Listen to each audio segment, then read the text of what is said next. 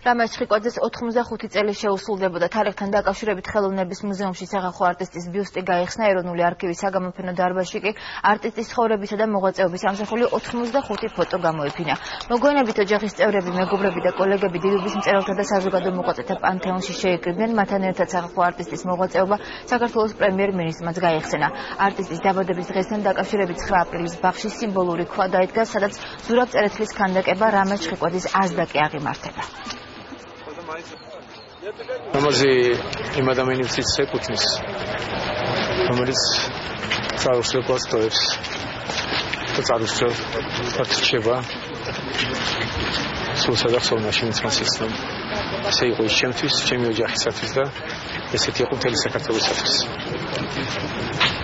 მის ოსტატობაზე მე არ საუბრობდი, მე ეს პირველად ვიყო, რომ რამაზი მსახიობთა იმედის მიეკუთვნება, რომელიც თუ კი არსებობს რანგი უმაღლესი, აუცილებლად ის ასეთებში იყო ჩაწერილი. იძახდა რომ 80 წლის რო გავხდები არ მინდა, მე არ მინდა და 85 წლის რო გავხდები მინდა რომ აღნიშნო სამწუხაროდ ვერ იცოცხლა მანქამდე და ეხლა ჩვენ ასე აღნიშნავთ რამოდენიმე ღონისძიებით.